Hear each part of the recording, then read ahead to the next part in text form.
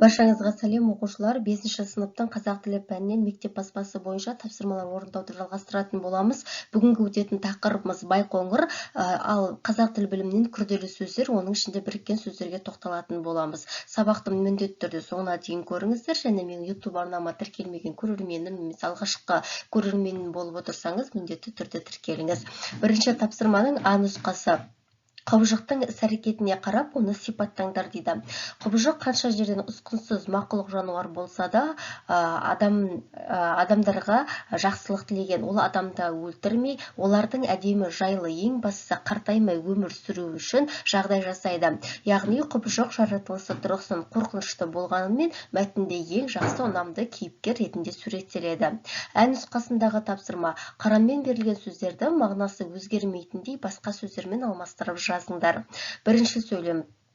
Айлақ қаласы туралы бір қиял ғажайып әңгіме бар екен. Қиял ғажайып сөзін адам сенгісіз деген сөзбен алмастырсақ болады.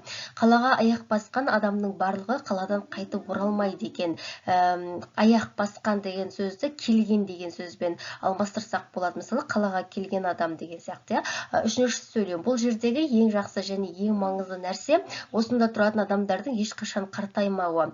Бұл сөзді жас болып қалуы деген сөзбен алмастырсақ болады. Құбыжық бұл жерде бұрын тірі жан болмаған біліп, осында адамдар қоныстансын деп ойлайды. Қоныстансын деген сөзді тұрсын, көшіп келсін немесе ел болсын деген сөздермен алмастырсақ болады. Келесі бұл нұсқасындағы тапсырма: сөйлемдерді оқып, түбір сөздерді тауып жазыңдар. Түбір дегеніміз оқушылар сөздің ең бастапқы мағыналы бөлшегі, яғни түбір болу үшін ол сөзде мағына болу керек. Алдымен кез келген сөз түбір болып табылмайды. Ал мұндай түбір сөздер қатарына ғарыш, қашық, ракета деген сөздерді жатқызамыз. Екінші тапсырма: берілген сөздердің ішінен туынды сөздерді тауып, оларды түбір мен қосымшаға ажыратыңдар. Ал туынды сөздер дегеніміз оқушылар бұл түбірге жұрнақ жалғану арқылы жасалған жаңа сөздерді біз туынды сөздер деп атаймыз. Мысалы, жаңалық деген сөз алыңыздар. Жаңалық деген сөздің түбірі жаңа. Оған лық деген жұрнақ жалғанда да жаңа деген сөзден жаңалық деген жаңа сөз пайда болды. Дәл сол сияқты ғарышкер, мейірімді, сұлулы, ғаламшар деген сөздерді түбірмен жұрнағын ажыратып көрсетті. Үшінші тапсырма: өздерің білетін күрделі сөздерді еске түсіріп, кестеге орналастырыңдар. Оқушылар, күрделі сөздер бізде біріккен сөздер, қос сөздер, тіркесті сөздер және қысқарған сөздер деп түр топқа бөлінеді. Менің YouTube каналымда күрделі сөздерге арналған арнайы видео сабақ бар. Ол видео сабақта дәл осы видеоның сабақтың оң жақ бөлігіне қарасаңыздар белгілеп қоямын. Видеоның ең басталған бөлігінде, дәл осы сабақтың басталуында мен сол күрделі сөздерге қатысты видео сабақты белгілеп қоям. Сол видео сабақтың үстін бассаңыздар, автоматты түрде күрделі сөздерге өтетін боласыздар. Ал жалпы үшінші тапсырманың үлгісін мен сіздерге көрсеттім. Төртінші тапсырма: екі бағандағы сөздерді пайдаланып біріккен сөз жасаңдар.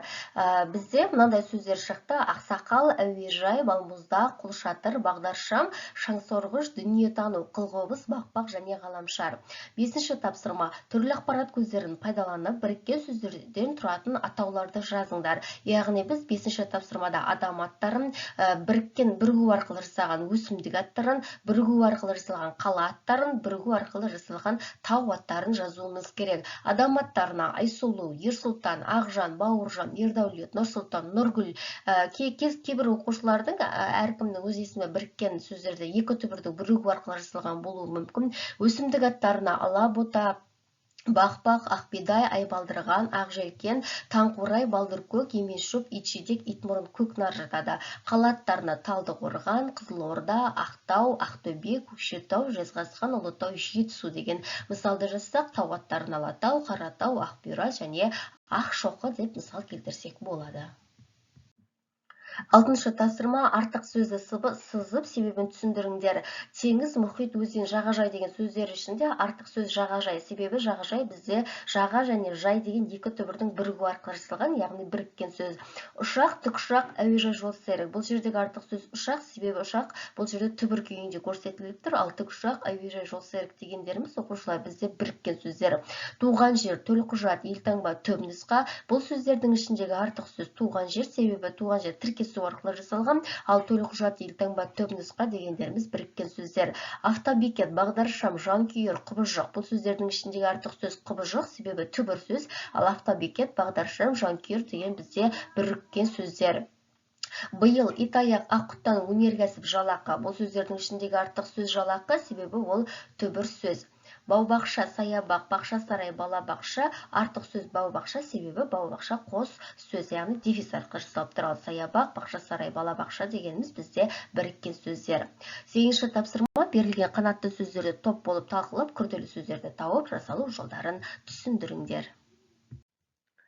Фантазия өмірдің гүлді, көрікті болуының түпкі діңгегі, ол ақылды кеңейтеді. Фантазиясыз жаңадан бір нәрсені ойлап табу мүмкін емес. Енді осы қанатты сөздің мағынасын ажыратуымыз керек, түсіндіруіміз керек. Бұл мәтін фантазияны адамның шығармашылық, ақыл-ой және өмірді өзгерту қабілетінің негізгі көзі ретінде сипаттайды. Ол адамның әрекеттеріне, жетістіктеріне, тіпті дүниені қабылдауына терең әсер етеді деп түсіндірілген. Енді бізде осы қанатты сөздердің ішінде күрделі сөздерді табу керек болатын. Дәл осы біз талдаған қанатты сөздердің ішінде түпкі діңгегі, яғни тіркесу арқылы жасалған тіркесті сөз кездеседі. Дүниені қиял ойдың күші шыр көбірек айналдырады. Істеген амалдарыңның барлығы ең алдымен қиял ойдан бастау алады. Енді осы сөздің мән-мағынасын түсіндірсек, адамның қиялы мен ойы әлемді өзгертуге қабілетті күш болып табылады. Қиял мен ойдың үйлесуі кез келген әрекеттің, жетістіктің және жаңашылдықтың бастауы саналады. Енді бұл сөздердің ішіндегі күрделі сөздің ішінде қос сөз кездеседі. Бұл қос сөздің қатарына қиял ойдың және қиял ойдан деген сөздерді жатқызамыз. 9-шы тапсырма, сөз жұмбақты шешіп жасырын сөзді табыңдар дейді. Бізде сұрақ берілген. Сол сұрақ бойынша сөз жұмбақтың ең негізгі жасырған сөздің қайсы екенін тауып алуымыз керек. Енді бірінші сұрақ, екі сөздің бірігуінен жасалған күрделі сөз, бұл бізде біріккен сөз, яғни біріккен деп жазасыздар. Бірінші таблицаларға. Екінші сұрақ, сөзбен сөзді байланыстыратын қосымша жалғау, ойыншықтың сөзінің негізгі түбірі ойын. Төртінші сұрақ, жаңа сөз тудырушы қосымша бізде жұрнақ деп аталады. Еңбекқордың сөзіндегі буын үндестігіне бағынбай тұрған жұрнақ қор. Қаңтарда сөзінің түбірі қаңтар. Түбір сөзге жұрнақ жалғану арқылы жасалған сөздер туынды сөздер деп аталады. Кемінде екі сөзден құралып бір сұраққа жауап беретін сөздер тіркесті сөздер. Дәл осы 8-ші сұрақта бір ұяшық жетіспей тұр. Бұл кітапта негізі жауабы тіркесті сөз. Сондықтан тіркесті сөз сыймайды ғой деп қатты ойланып немесе тастап кетіп жүрмеңіздер. Негізі бұл кітапта кеткен қателік болу керек, бір ұяшық жетіспейді. Ал жалпы сөз жұмбақты жасырынған сөз ол байқоңыр.